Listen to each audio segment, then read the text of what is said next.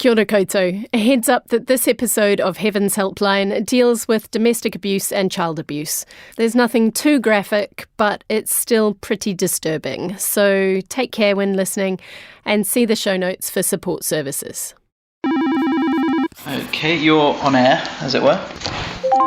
It was mid-2022, and I was still reeling from Caroline's story. Quite apart from her horrific abuse, I couldn't get over how the leaders of the LDS Church put her in a small room with her abusive husband and demanded that she forgive him. Great. Can you hear me okay? I can hear you Was fine. Caroline's story a one-off? Just got you on speaker on my new phone. I wanted to understand more about how the church responds when its members are in crisis. So I talked to more Mormons and ex-Mormons around the country. You have arrived. It became clear that Caroline's experience with the LDS Church was far from unique. And as I heard all these news stories, every single one way or another, involved a bishop. The bishop rocked up. That bishop was obviously righteous. The stories I was hearing were about financial struggles. You went to the bishop and you said, I can't pay my power bill. And relationship troubles. I did eventually go to my bishop about feeling like I had married the wrong person. But also more accounts of horrific abuse. I remember going to the bishop after he had hit me. Of confessions. If they're truly penitent, they'll go to the bishop. And protection of the perpetrators. Giving him the power to feel like he hadn't done anything wrong. All we've done is we've moved him from one area to another. It surprised me how central bishops were to all these stories, from the smallest problem to the most catastrophic. I'm Murray Jones, and you're listening to Heaven's Helpline. Episode 3, The Bishop's Tale. In the Mormon Church, there's a huge emphasis on service. Nearly every active adult member has a calling, and everyone knows their place in a complex hierarchy. There's so many layers, from stake presidents to Relief Society general officers to the quorum of the 12 apostles. But I'm going to focus here on the responsibilities of the bishop. Saturday essentially is the day that you have to get ready for the most important day of the week, which is Sunday. And then on Sunday was the busiest day. This is Quentin Howard. I try to leave home around 5:30 in the morning. I've got meetings, running church services, going to classes, holding interviews all day long. For 2 years in the early 2010s, Quentin was bishop of the Wellington Ward of the Church of Jesus Christ of Latter-day Saints. So from my early 20s, I was in church leadership. I first talked to Quentin when I was investigating the finances of the LDS Church. But as I started researching this podcast, I realised I really needed to talk to Quentin again and ask him some more targeted questions about what it meant to be a Mormon bishop. The motivation, the challenges, and some of the heavy responsibilities. So these people would come to my office and would talk about whether or not they're having sex outside of marriage and whether or not they're in a good space with their relationships. So, the basic unit of the Mormon congregation is called a ward. In New Zealand, they average around 150 to 200 active members. Each ward has its own bishop. This man, always a man, remember, has a couple of other chaps to help him out called first counsellor and second counsellor. And the three of them together are known as the ward bishopric. And being a bishop is a big job.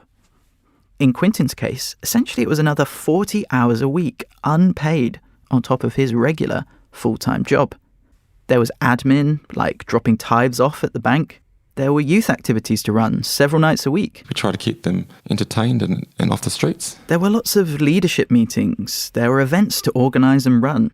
Sometimes Quentin was part of a disciplinary council. If you do something really serious, you can go to what's called a disciplinary council, or sometimes known as a church court, but essentially about 15 men in a room, and you have to confess what you've done and they decide how you'll be treated. And perhaps the biggest time suck, as a bishop, Quentin was expected to have direct, one-on-one time with just about all of the 200 people in his ward. As a Mormon, you're only allowed to go to the temple if you've got something called a temple recommend, which is basically a small ID document with a barcode to say you're allowed in. But to receive your temple recommend, you have to have an annual interview with your bishop, where he assesses whether you're worthy. It's literally called a worthiness interview, and they consume a lot of a bishop's time. I would be in my office at the church. It's just a room with a desk and a couple of chairs and some books and scriptures and things. They'd come in, the door would be closed, and it was basically an opportunity to ask them questions about how they were living their life and whether they were worthy to go to the temple, whether they were worthy to be baptised. It was a way of checking in with your congregation, but there are also specific questions to be asked. Do you believe in God? Are you following the word of wisdom? Remember, that's the rules around avoiding drinking and smoking and tea and coffee and Coca-Cola. Break the word of wisdom and you're not meant to be in the temple. Sometimes people come to me and say, look, I have to confess that, I work long hours, and when I get up for my shift in the morning, I have a cup of coffee at work. So I'd counsel them and help them find ways to change those behaviours. Plus, you couldn't go to the temple if you were straying sexually. This included cheating on your spouse, having impure thoughts, watching pornography, or masturbating. Also, Quintin would be advising people who confess to same-sex attractions to, basically pull themselves together. I was trying to help them find ways of suppressing who they were attracted to. And essentially I was saying to them, yes, I know that you feel deep love for that person, but you're not allowed to feel that, so don't act on it. This is something he deeply regrets now. 2 of those men I have reached out to since and apologised. Conversations about sexuality had to happen, even with the younger members of the ward. It was essential for me to ask them about the law of chastity. And on some occasions that meant I was asking them specific questions about whether they had sexual relations with others and also about whether they were masturbating. And that on reflection is so gross. I'm an old man talking to these young teens in the privacy of my office, and I was trying to be as kind and give them the space to express how they wanted to. But even then, it's still horrible to think that was what I did, and it's just part of the expectations of a bishop, even to today. These things trouble him now, but back then Quintin just got on with his bishop duties, which, for better or for worse, included getting right inside the lives of the people in his ward. A bishop is a very hands-on calling in the church. Ganesh Cherian was also a bishop in the Wellington ward for 6 years. He's still in the church now. Like Quintin, he found the job a huge commitment of his time and energy. If there was a crisis, I needed to front up to that crisis. Like if somebody died, I'd go visit, or if I couldn't visit, I'd give a phone call. Ganesh says being with people in their times of need was a duty, but also a privilege. I felt very fortunate to be in that kind of a role. It's a very special one, a very sacred one. I think it did change me and help me be very empathetic. But there are things that I feel like I did badly. Like Quintin, Ganesh found the long hours and the heavy responsibilities tough going. If you're an empathetic person, burnout is a really big problem because the buck stops with you. So, about a year into Ganesh's time as a bishop, I started to get panic attacks. The phone would ring or I'd get a text and literally heart would race. It was the first time I'd ever had panic attacks. The way you've described it, did you see your role at the time as a sort of social worker? I mean, I haven't trained in social working, so I didn't feel like I should take that role. But where I thought I could be really useful was being a listening ear, validating people's trauma or hurt. It's such an important job that there must be some really rigorous criteria for picking a bishop, right? Not exactly. Ganesh explains. You have to be married. You've probably got children. You've probably had a long standing in the church and church leadership. Which means that when it comes to the bishop who ends up running your ward, the bishop who's keeping an eye on your temple worthiness, the bishop who's right up in your face asking about your tithes and your sex life and your Coca-Cola consumption, you never know exactly which type of bishop you're going to get. Some bishops might be very prescriptive and very authoritarian. Some might be extremely kind and pastoral and fatherly. So, gosh, it's a mixed bag.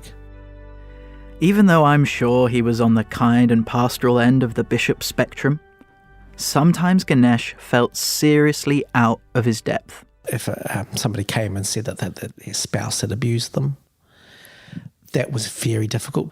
Yeah, those were beyond my experience and depth.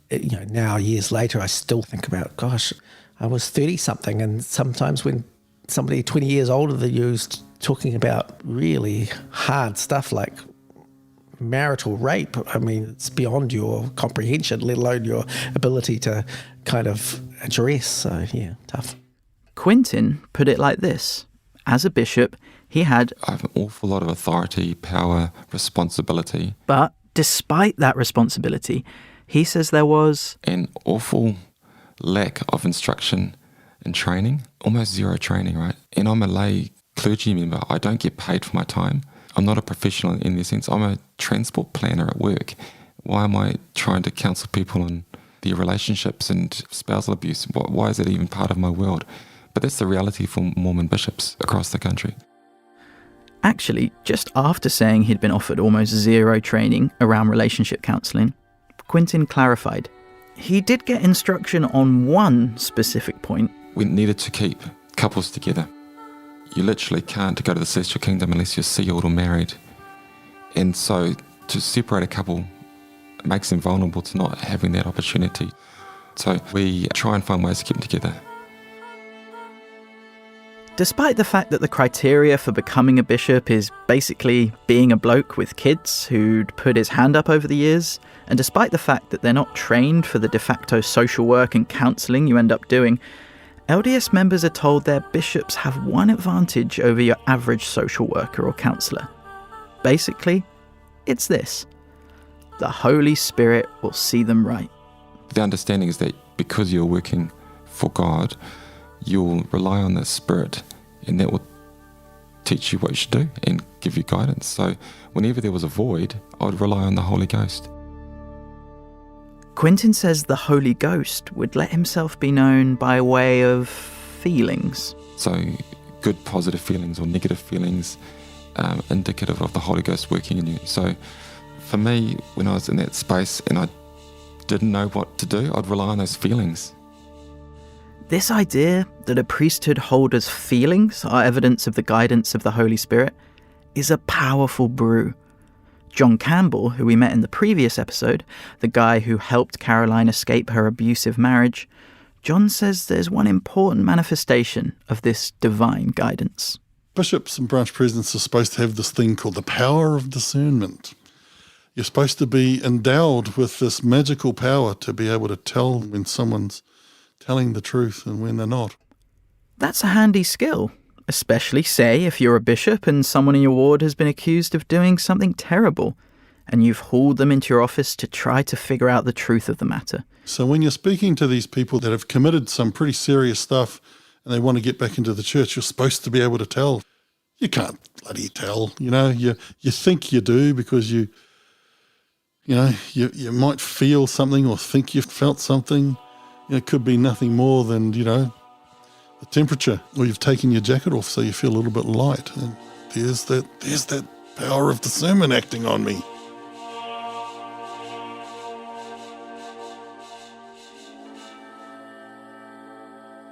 So, I was learning that Mormon bishops were men who'd been given huge responsibility for the people in their ward, but who'd received very little training in handling the serious issues that would come their way, aside from an imperative to keep marriages together and to trust in their divine powers of discernment.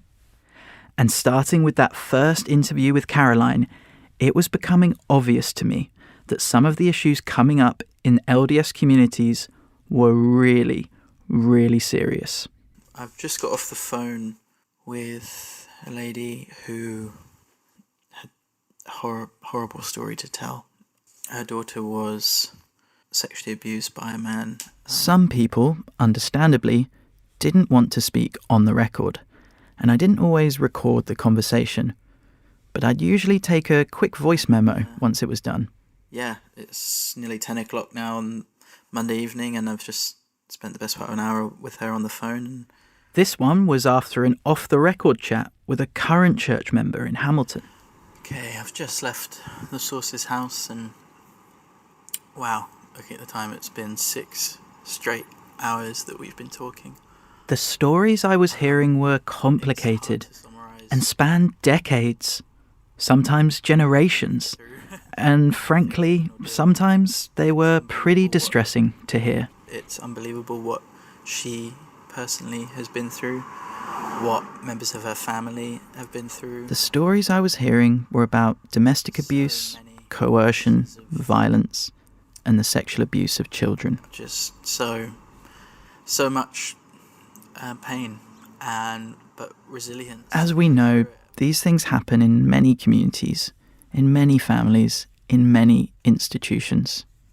But the particular thread I was following, the claim I kept hearing repeated, was that when these terrible things were reported to the bishop, which is what you're repeatedly told to do as a member of the Mormon Church, the process seemed to be mishandled again and again. When she was helping women who were being violently abused by their husbands, those coming from Temple View were saying that their bishop had told them to not seek protection orders, not to go to court. Some of these people I found because, like Caroline, they'd commented online. I also went back to contacts from my earlier money articles, and sure enough, they also knew of examples of mishandled abuse complaints. And from there, it seemed every new person I talked to would lead me to even more cases. Often someone would just have a couple of examples when I first asked them, but then a week later they'd get back in touch saying, "Oh my God, I've just remembered 2 or 3 others." The net just kept getting wider and wider. I also looked through past media reports. A former Mormon church elder who sexually abused girls as young as 6 has been sent to prison for 20 years. A prominent Kaitaia businessman and elder of the Mormon Church has admitted sexually abusing boys over several years. I didn't find a lot of cases involving Mormon offenders that had gone all the way through the courts and been spotted by reporters. But in the Kaitaia case referenced in that second clip, the scenario closely fitted the stories I was hearing. It was clear that in this case, church officials had missed opportunities to stop the abuser within their ward. A Kaitaia Mormon says she warned church leaders about Taylor in 2010 about his suspicious behaviour. We'll hear more about that in a later episode. In another case that made headlines, a Southland lawyer and church member, Raphael Cacciopoli, was sentenced by Judge Robert Wolfe to 5 years jail after earlier admitting 13 charges, including sexual violation, performing indecent acts on 2 boys aged 10 and 12, indecent assault, performing an indecent act on a dog. Again, with Cacciopoli, there had been opportunities to stop his offending earlier. Some church officials had known about his offending 7 years before the complaint that put him in jail. The trial judge in his summary said that the church's ineffectiveness kept the door open for continued offending. I'm reluctant to criticise any such institution, but in the present case, I'd like to encourage churches in these circumstances to not attempt to deal with things in-house. They're ill-equipped to do so, and there are better and wiser courses to follow. So, yeah, starting with that first phone call with Caroline 2 years ago, it really felt I was inundated with these cases where someone within the LDS community did something awful and a bishop was informed. But then, one way or another, the problem was not dealt with. There are simply too many of these stories to share them all in this series. All the same, I want to dive in deeper to a few of them, because I think together they start to paint a picture. That's after the break. Just a quick heads up, it's in this part of the episode that, inevitably, there is some discussion of child sexual abuse and of sexual assault.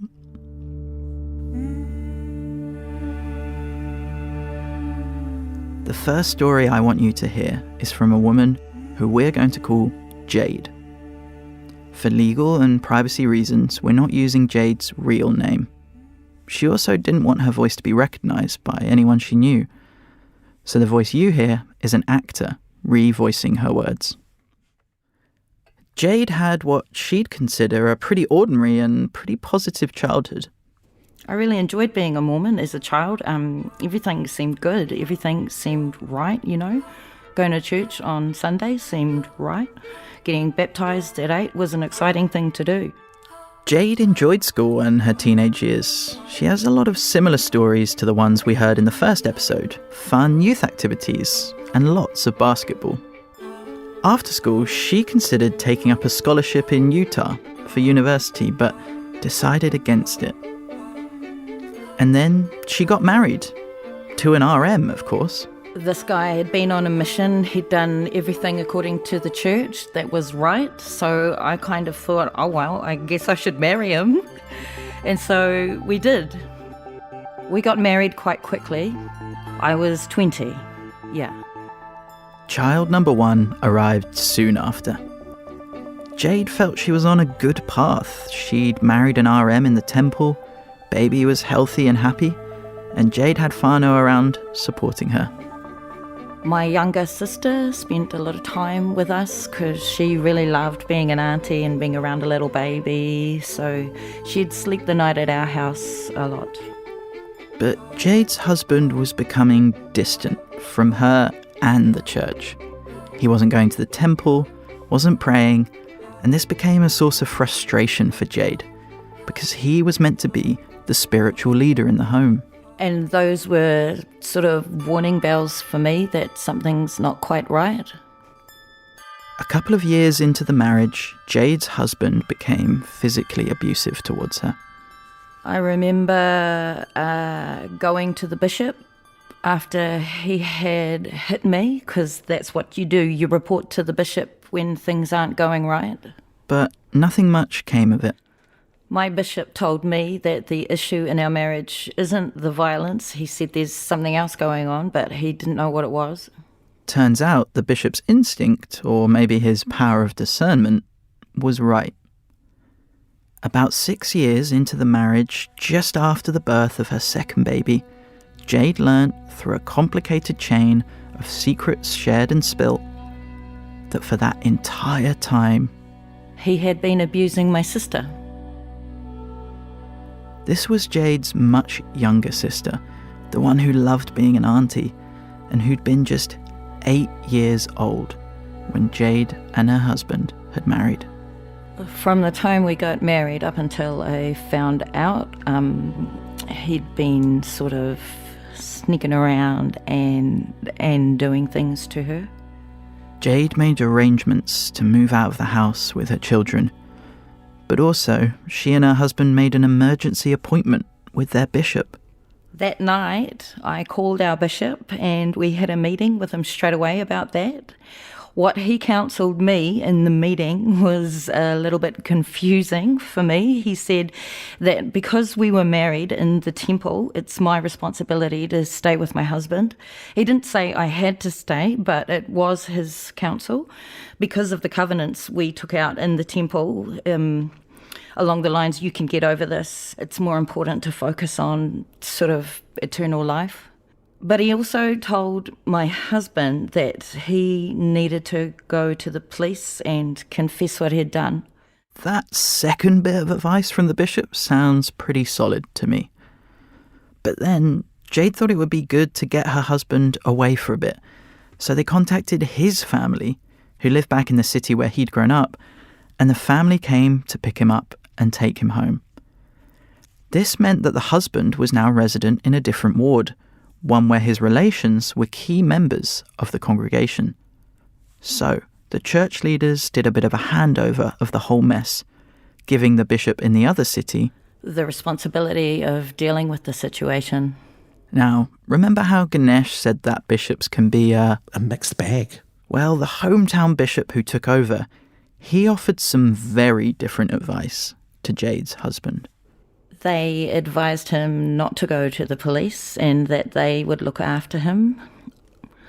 I know people who have been excommunicated for doing things like that, but I feel because he was amongst his own, they were a lot more lenient.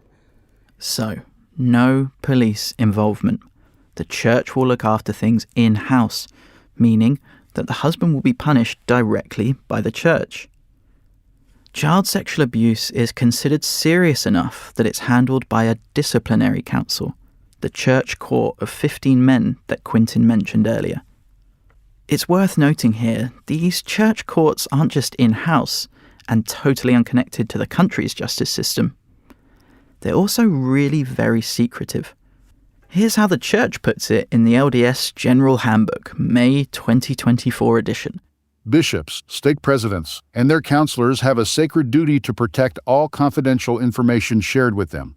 All communication within interviews, counselling, confessions, and disciplinary councils are considered confidential by the church. According to the handbook, this is because members may not confess sins or seek guidance if what they share will not be kept confidential. So, what was the punishment for Jade's husband for 6 years of sexual abuse of a child, starting when she was just 8 years old? In terms of discipline, he got 3 months probation for what he'd done.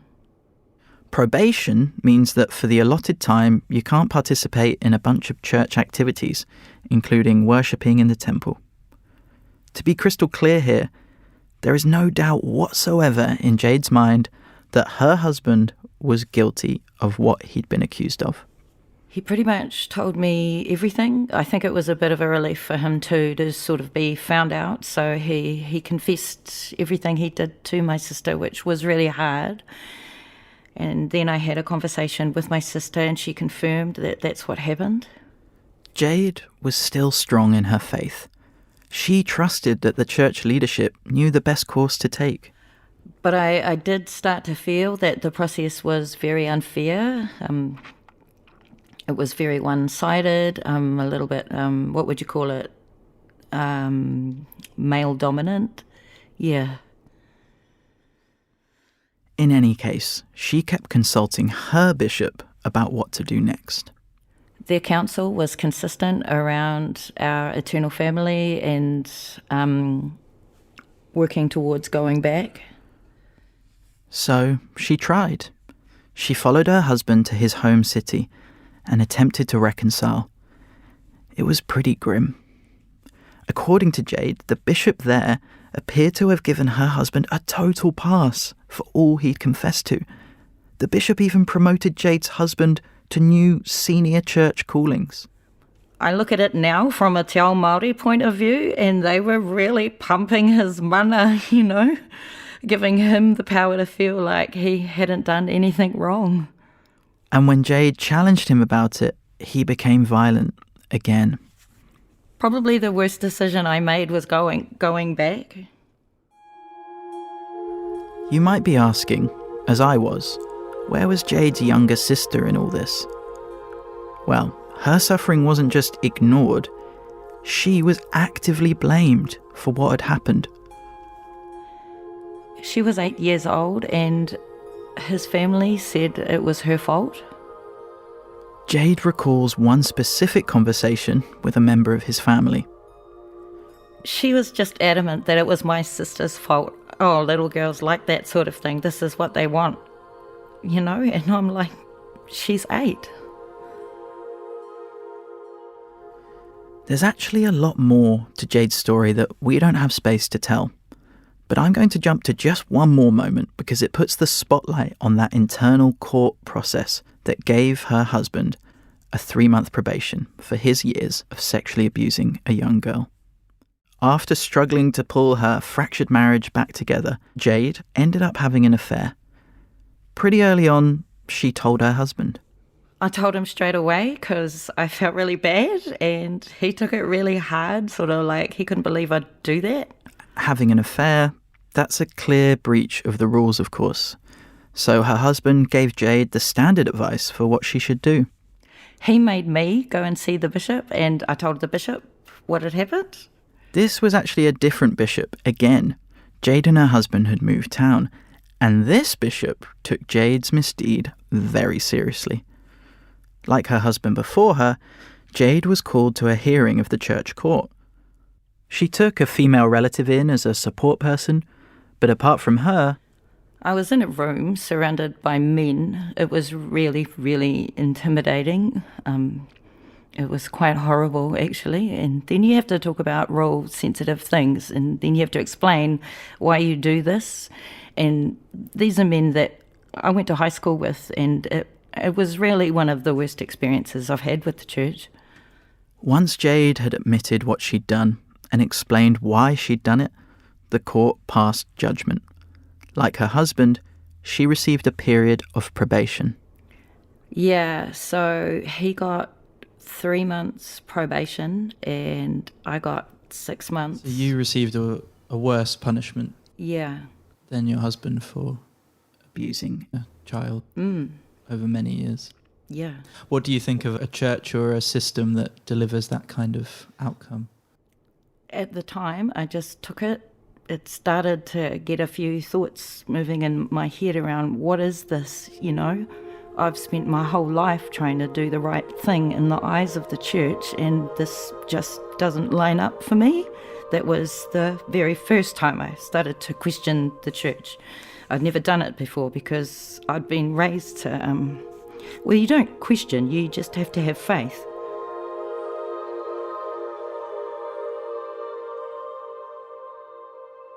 The second story I want you to hear is from a high-flying Australian lawyer. Neville Rocco is my name. I'm King's Counsel here in Australia, and I've been practicing at the bar for over 30 years. He's an academic, An adjunct associate professor at the Adelaide Law School. with in degrees South Australia. up to his ears. 2 master's degrees in law, and I've got a PhD as well. He's also a former Mormon, having converted to the faith in his teens. And back when he was in the church, he was a high flyer there, too. He did his mission in Germany, then rocketed up the leadership ranks. I was in the eldest quorum presidency, then I was made a 70. It's totally fine if you're not following all the levels of seniority here. Then I was a high councillor. Just understand that Neville got pretty high up the Mormon ladder. Then I was a councillor in the stake presidency. Later on, I became a councillor. One of the highlights of his time in the church was that, from 2015 to 2017, Neville and his wife were ambassadors of sorts, representing the LDS Church to the European Union. We spent 2 years working in Brussels with the European Parliament and working on matters relating to religious freedom and related areas of human rights. The hierarchy and status stuff matters because it means Neville was able to see the stories of people like Jade from the other end of the telescope. In particular, he was involved at a high level in the church's management of a serious sexual abuse case. And it's a story that begins, like so many important Mormon stories, with a mission. After his return to Australia from Europe, Neville was called to be one of the 2 counsellors assisting a mission president. Together, the 3 of them were responsible for a cohort of new missionaries. That mission president looks after their activities day to day, keeps them in discipline. A number of the young Mormons in their care were New Zealanders, serving their mission abroad in Australia, just like Marlin, the smooth-talking missionary from the first episode. So, the first major disciplinary matter across Neville's desk was really serious. The mission president asked Neville to look into an accusation that had been made by one of the missionaries, a guy originally from New Zealand, about his companion, an Australian. Remember, your companion is the person you're assigned to be with 24/7. It was alleged that he had anally raped his companion.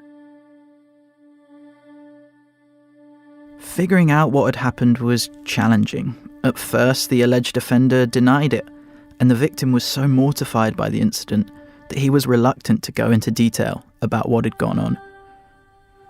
But after interviewing both parties and taking it through the internal church court, Neville and the other mission leaders were pretty confident that the complaint was valid, that the rape really had taken place.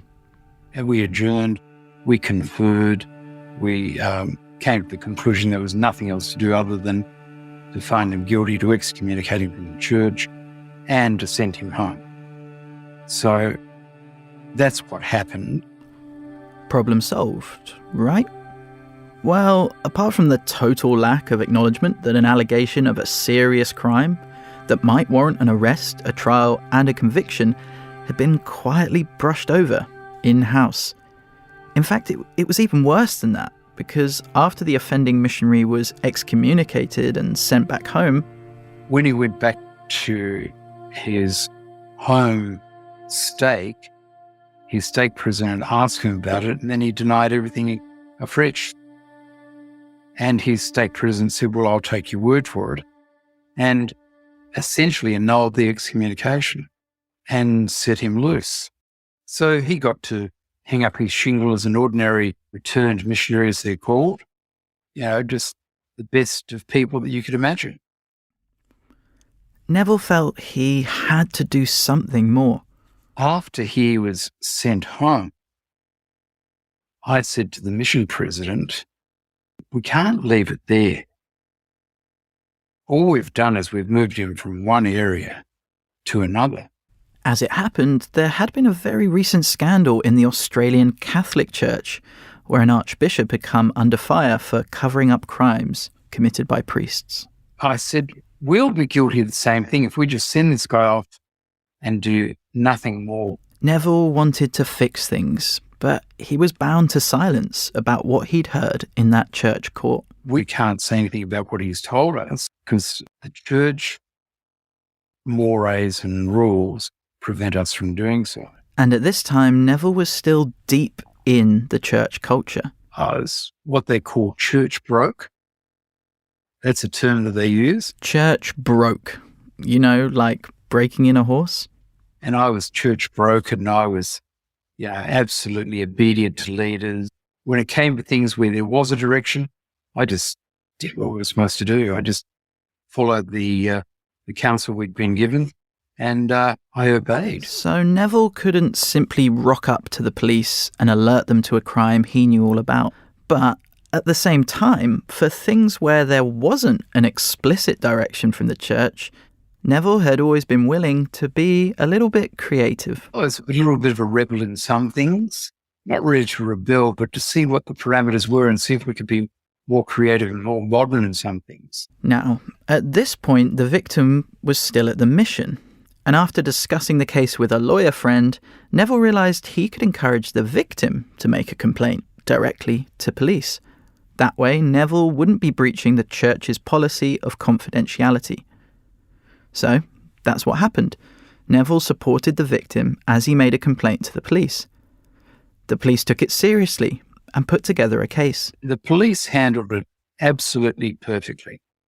They were very, very good. But then, around about here, things went sideways. Yes, the police got involved and they were very, very good. They issued a warrant for his arrest.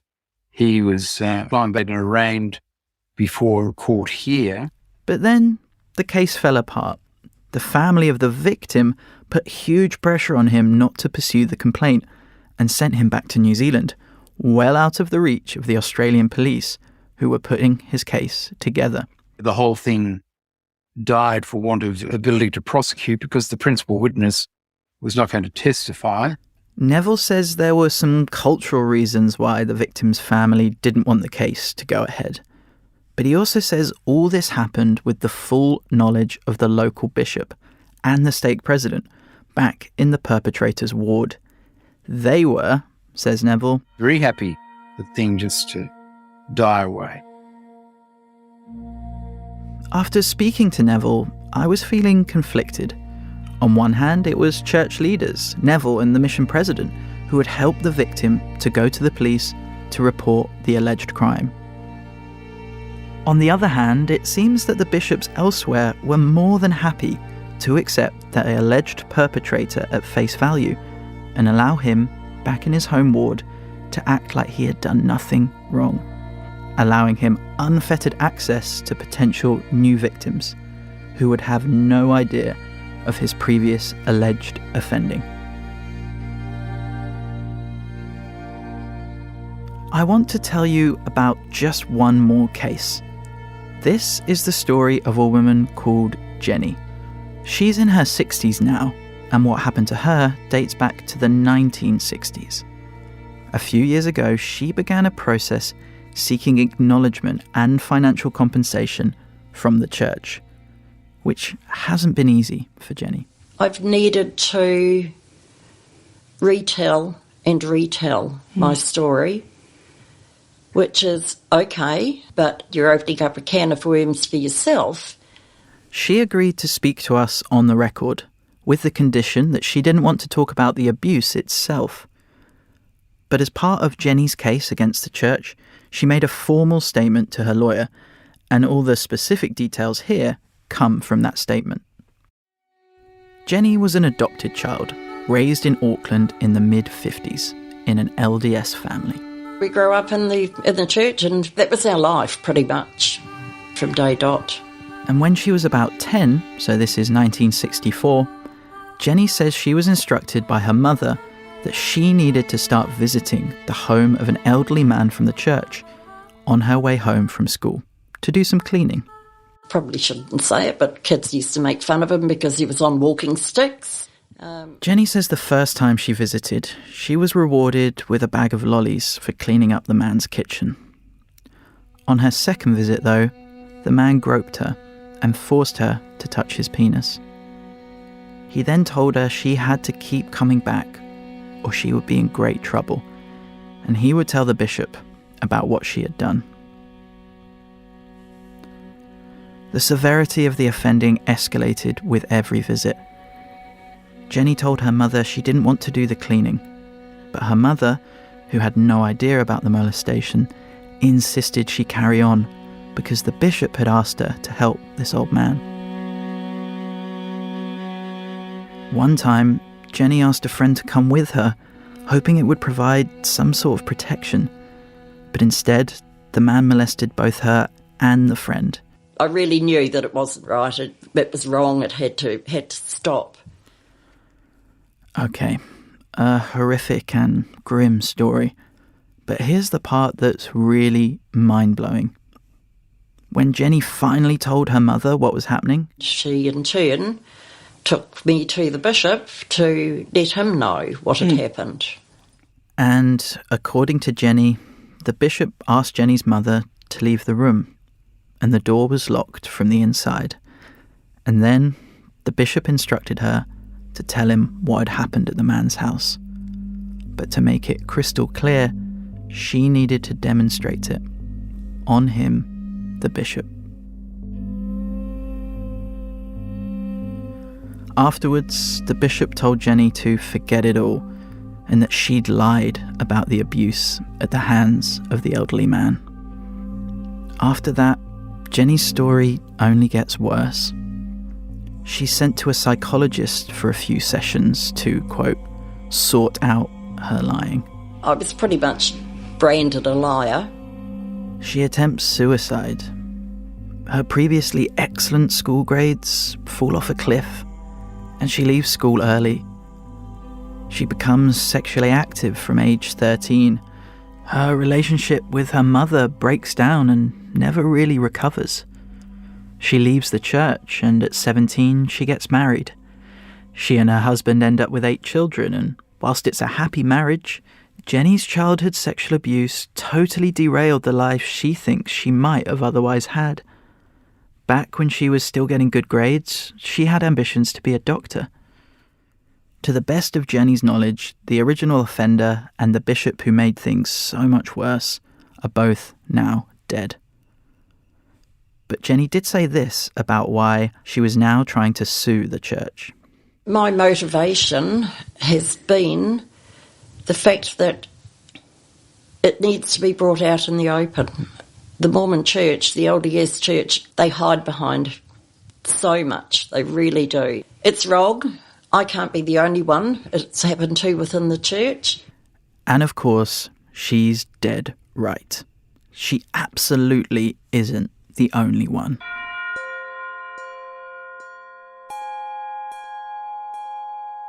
So many stories.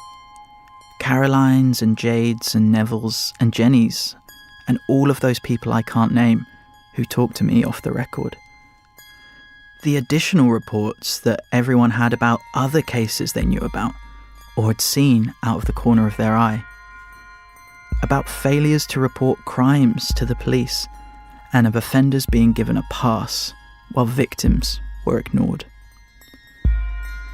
Those media headlines about paedophiles who could have been stopped years before they were finally arrested. And in every one of those stories, there's always a bishop in there somewhere, because they're the first line of defence, right? The guy you call, whether you're struggling with your taste for a morning coffee, or because you've just learnt that your husband is a paedophile rapist. Clearly, bishops aren't fit to deal with cases as complex as this. So what I wanted to know was, what was the church doing about that? Did people high up in the church bureaucracy realise there was a problem? Were they making any effort to fix it? Or to give bishops better guidance on how to manage problems on the front line? But then, disturbing details coming to light tonight in the case of one more story came my way. Physically and sexually abused by Nothing to do with my reporting efforts, this one. Rather, this was a story out of the United States, from Arizona. Two leaders of his church. It was a news report that revealed that yes, the church was doing something about its abuse reporting problem. In fact, church leaders had put a lot of thought into the issue. And the whole world was just about to learn the solution they came up with. Call this 1-800 number. And found the Mormon Abuse Helpline was the Mormon Church's helpline for guidance. A church lawyer instructed him. Why do they do this? Why does the church do this? We sought comment from the church in response to the allegations discussed in this episode. The church did not address the allegations directly, but in a statement said, "As followers of Jesus Christ, members of the Church of Jesus Christ of Latter-day Saints abhor abuse of any kind. As a church, we invest heavily on prevention and response, and will continue to do so. Our priority is the welfare of the victim and following the law of the land with respect to the abuser facing the consequences of their actions." Heaven's Helpline was funded by New Zealand On Air and the New Zealand Herald for NZME and iHeartRadio. It was researched, written and presented by me, Murray Jones. My producers were Adam Dudding, who co-wrote the series, and Kirsten Johnston from Popsop Media, who edited and sound designed it. Phil Brownlee is our sound engineer. Music was by Thomas Arbour and Anita Clark. Archival audio came from TVNZ and RNZ. Jade was voiced by Erina Daniels. Ethan Sills is executive producer here at New Zealand Herald. If you have a story you'd like to share with me about the LDS Church, or just want to get in touch, email me securely at murrayreports@proton.me or DM me on X at murrayreports. And for more on this podcast, head to nzherald.co.nz/Heavens Helpline. It's time intensive doing investigations like this. So if you value this kind of journalism, please support it by going to your podcast platform and rating and reviewing the series.